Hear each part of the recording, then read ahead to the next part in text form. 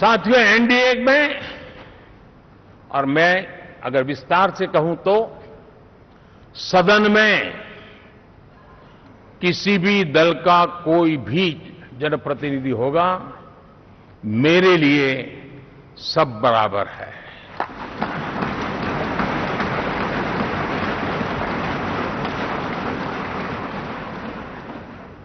जब मैं सबका प्रयास की बात करता हूं तो मैं सदन में भी, चाहे वो लोकसभा हो या राज्यसभा हो, हमारे लिए सब बराबर है। और यही एक भाव है जिसके कारण 30 साल से एनडीए अलायंस मजबूती के साथ आगे बढ़ा है। अपना पराया कुछ नहीं है। सबको गले लगाने में हमें कभी कोई कमी नहीं रखी है। उसी का परिणाम है कि जनता का विश्वास भी जीत पाते हैं। साथियों, हमने 2024 में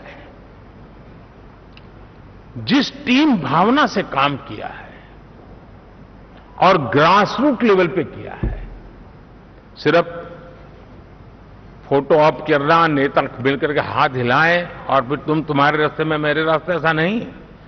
ग्रास रूट लेवल तक सबने मिल करके ये जो काम किया है, और उसी ने हमें ऑर्गेनिक अलायंस का सामर्थ्य दिया है।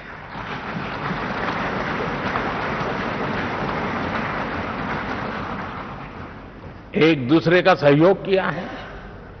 हर किसी ने यही सोचा, जहां कम वहां हम। अगर कोई कमी है तो मैं आऊंगा, मैं मेहनत करूंगा, लेकिन तुम्हें कमी नहीं रहने दूंगा। जहां कम वहां हम, ये हर कार्यकर्ता ने जी करके दिखाया है, और तभी तो जीत आती है।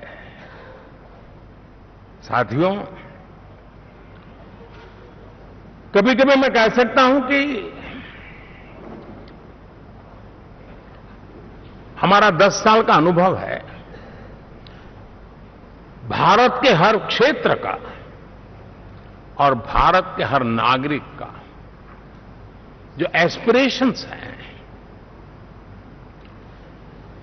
रीजनल एस्पिरेशंस हैं, वे और नेशनल एस्पिरेशंस, इसका एक अटूट नाता होना चाहिए। इसके बीच में हवा तक गुजर न सके, इतना जुड़ाव होना चाहिए, तब देश आगे बढ़ता है।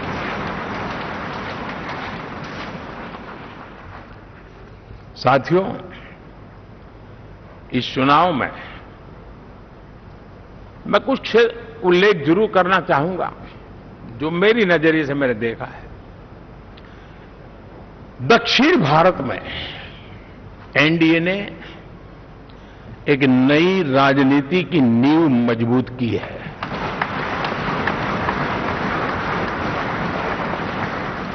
अब देखिए, कर्नाटक एंड तेलंगाना,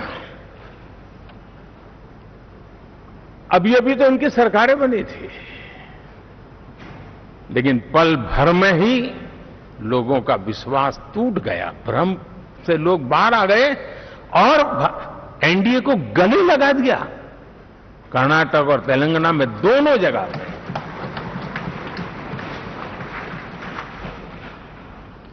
साथियों, तमिलनाडु, मैं तमिलनाडु की टीम को भी बधाई देना चाहूंगा।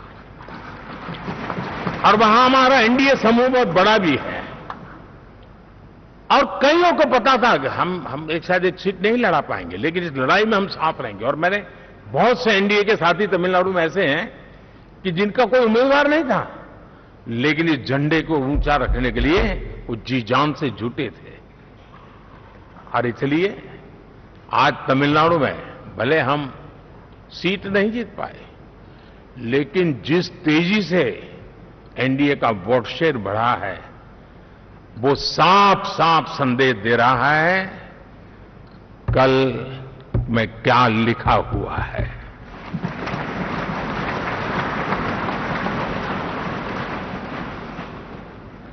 साथियों, पुडुचेरी हो, केरला, हमारे सैकड़ों कार्यकर्ताओं के बलिदान हुए हैं। यूडीएफ हो या एलडीएफ हो, शायद हिंदुस्तान के राजनीतिक जीवन में इतना जुल्म एक विचारधारा को लेकर के जीने वाले लोगों पर हुआ होगा तो सिर्फ मैं कह सकता हूं केरल में हुआ है। जम्मू कश्मीर से भी ज्यादा हुआ है। उसके बावजूद भी सामने कहीं विजय नजर नहीं आता था। उन्होंने परिश्रम की पराकाष्ठा में कभी पीछे नहीं रहे, पीढ़ियां खपा दी और आज पहली बार संसद में केरल से हमारा प्रतिनिधि बन के आया।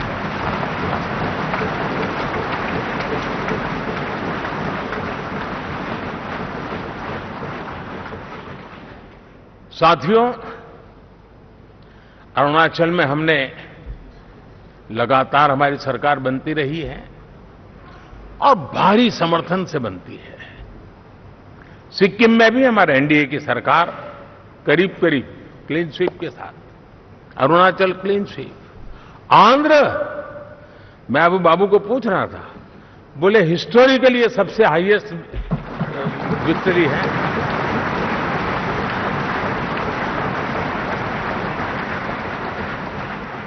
और ये जो यहां दिखता है ना पवन, ये पवन नहीं, ये आंधी है।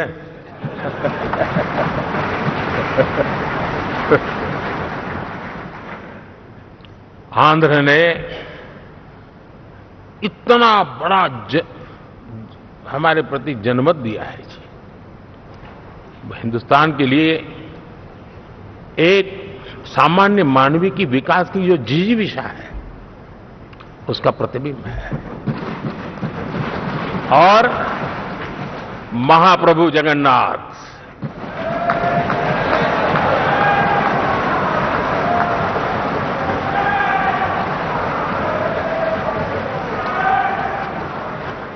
और मैंने अनुभव किया हमेशा। मैं हमेशा मानता हूं ईश्वर के अनेक रूप होते हैं, लेकिन जब मैं भगवान महाप्रभु जगन्नाथ जी को याद करता हूं तो मैं हमेशा मानता हूं ये गरीबों के देवता है।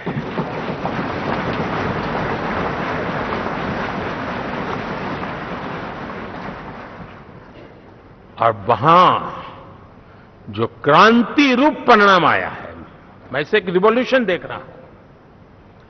और मैं इसके साथ कह सकता हूं कि विकसित भारत का हमारा जो सपना है,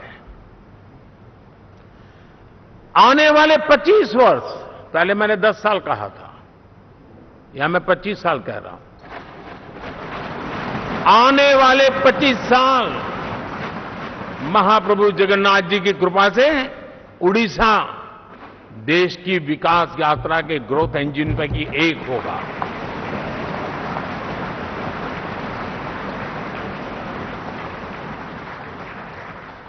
साथियों, हम लोग जब 4 जून के नतीजे चल रहे थे, मैं तो अपने काम में कुछ व्यस्त था। बाद में फोन आना शुरू हो गए,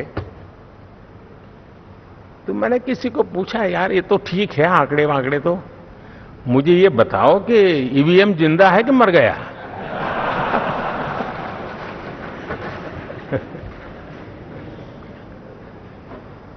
क्योंकि ये लोग तय करके बैठे थे कि भारत के लोकतंत्र और लोकतंत्र की प्रक्रिया के प्रति विश्वास ही लोगों का उठ जाए।